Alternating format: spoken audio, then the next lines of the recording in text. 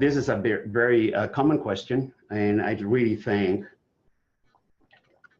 that if you have low testosterone, you should at least consider this before you decide to go on treatment, because it is a commitment to get on a treatment that will shut down your own production. And eventually, if you do want to stop it, it will take a while for you to come back to that baseline.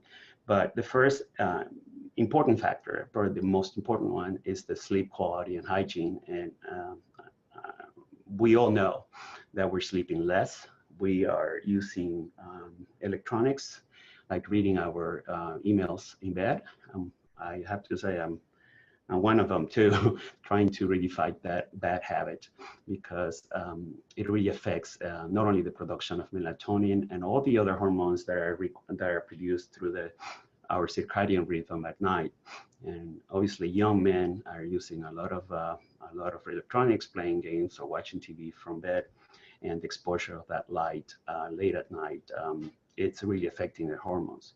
So if you try to sleep at least 7 hours a night, get darkness, I'll speak a little bit about sleep, believe it or not, because I really believe is one of the main reasons we're seeing so many young men having low testosterone, which is pretty surprising. Weight loss also, if you're overweight, your testosterone may be down by 100 to 150 points, nanograms. So weight loss is another way to increase testosterone if you are overweight.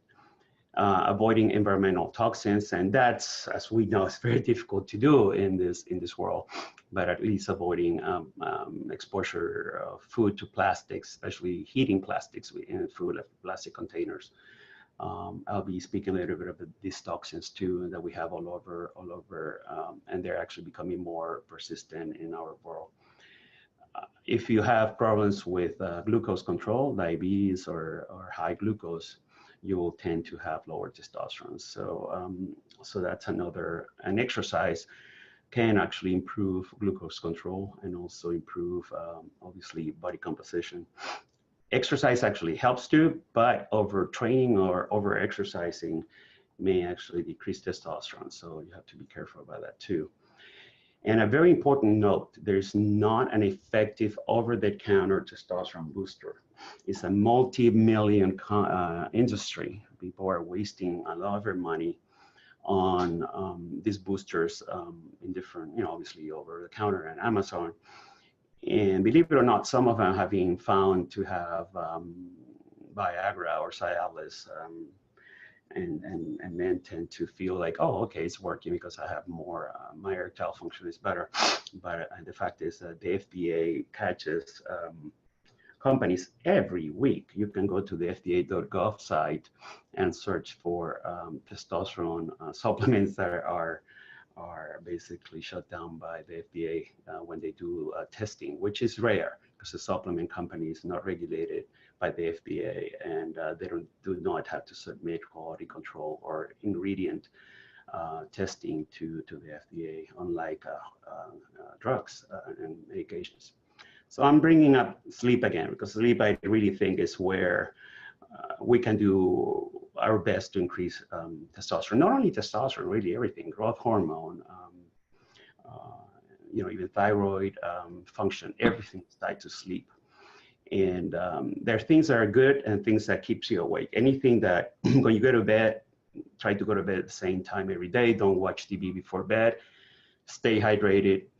Try to relax and not, get on the phone and have an argument before going to bed. Spend time in the daylight when you wake up, and in the morning, try to get some sun, at least in your face. Read a book. Don't read a book from your phone or from your iPad. Have a light dinner, not too late, and don't do the things below. Don't go to bed and get up at the same time every day. Don't watch TV before bed. Stay hydrated, et cetera, et cetera. So try to at least follow the one tip, which is do not bring electronics to bed, and do not expose your eyes to light before 11, after 11, 10:30 to 11 p.m. and try to go to bed at the same time and get up at the same time. but that's obviously easier said than done in today's world. And there are endocrine disruptors, pollutants and toxins that are affecting hormone levels, increasing estrogens and decreasing testosterone in males in particular.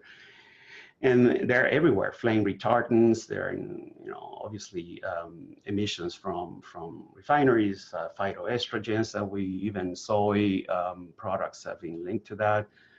Hydrocarbons, pesticides, et cetera, et cetera. So that's something else that we need to be aware of.